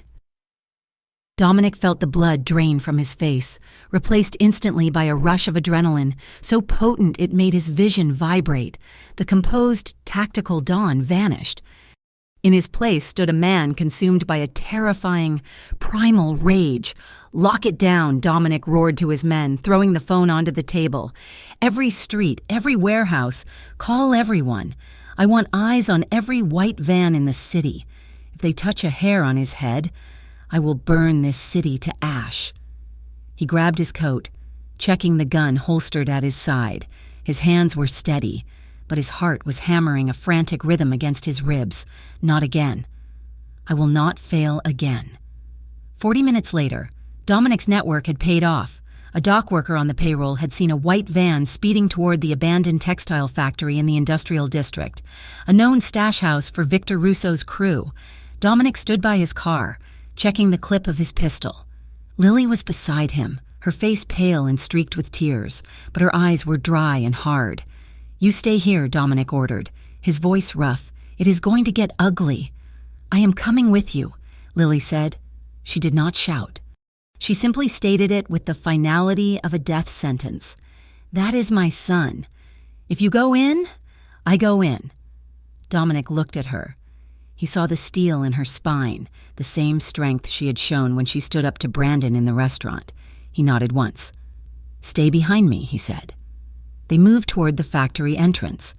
Dominic had a team of 4 men with him, trusted lieutenants who moved with silent, deadly precision. But Dominic led the way. In his left hand, he held the USB drive. In his right, he held his gun. He kicked the metal door open. The warehouse floor was vast and cluttered with old machinery. In the center, under a single hanging bulb, sat a wooden chair. Noah was tied to it. He was crying silently, his body shaking, but he appeared physically unharmed. Behind him stood Victor Russo, smoking a cigar, and pacing nervously beside him was Brandon Pierce. Brandon looked up as the door crashed open. He looked sweaty, his tie undone, his eyes darting around the room like a trapped animal. Dominic, Brandon shouted, his voice cracking. Stay back! We have the kid! Dominic walked forward, his gun raised but not pointed. His eyes were fixed on Noah.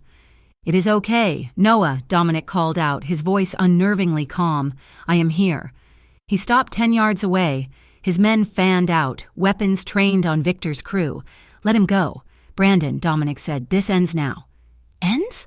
Brandon laughed. A hysterical, jagged sound. It ends when you are ruined. It ends when you admit I won. I have the leverage. Dominic held up the USB drive. Do you know what this is? Dominic asked. This is you. Brandon, this is the recording of you ordering hits. This is the ledger of every bribe you ever paid. This is federal prison for the rest of your life. Brandon froze, his eyes fixed on the small silver drive. I have already sent a copy to the FBI Cybercrimes Division. Dominic lied smoothly. But the physical evidence, the original drive, I can make it disappear. If you let the boy go, Victor Russo stepped forward, throwing his cigar on the ground. Do not listen to him. He's bluffing. I never bluff when it comes to family, Dominic said, his gaze shifting to Victor. Walk away, Victor, or you go down with him. The air in the room was thick enough to choke on. Brandon looked at the drive, then at Noah, then at Dominic. The walls were closing in on him. His arrogance had crumbled, leaving only a desperate, dangerous coward. No, Brandon whispered. No! He pulled a small revolver from his jacket pocket. He did not aim at Dominic. In his panic, he swung the gun wildly toward Noah.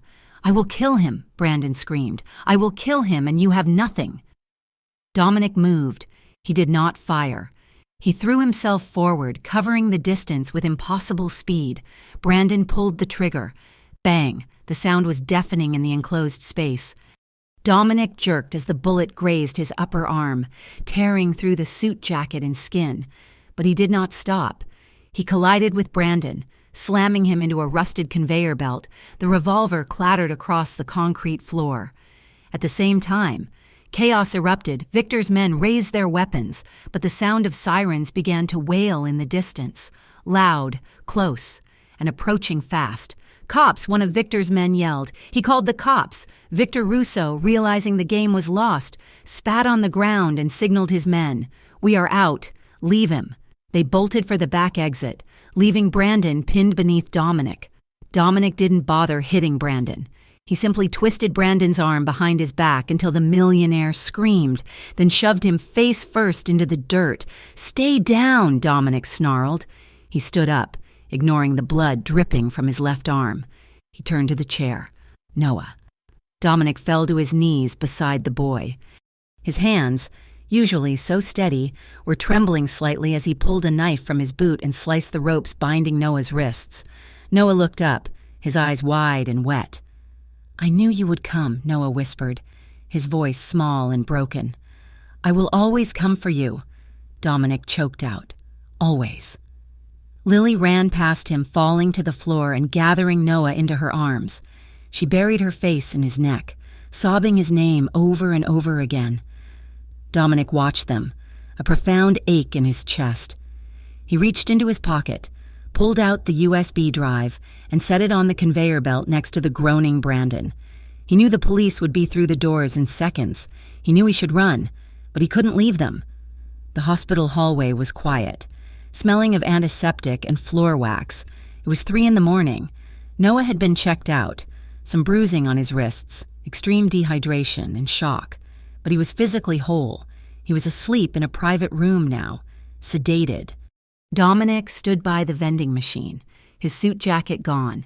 His white shirt was stained with blood, and a thick gauze bandage was wrapped around his upper arm where the bullet had grazed him. Lily walked out of the room. She looked exhausted, her eyes shadowed, but she was calm. She walked up to Dominic and gently touched the edge of the bandage. "You got shot," she said softly. "It is just a scratch." Dominic dismissed it. "You called the police." Lily said, "You tipped them off.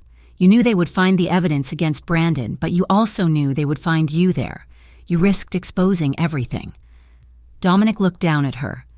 "I had to end it. Lily, I could not play games anymore. Not with Noah's life," he sighed, leaning his head back against the wall. "Victor got away, but his crew is scattered. Brandon is in custody. The feds are already swarming his offices. He is done." He looked at Lily, his expression serious. "But this life. It almost cost me the only 2 people who matter." He took her hand, interlacing their fingers. "I am getting out.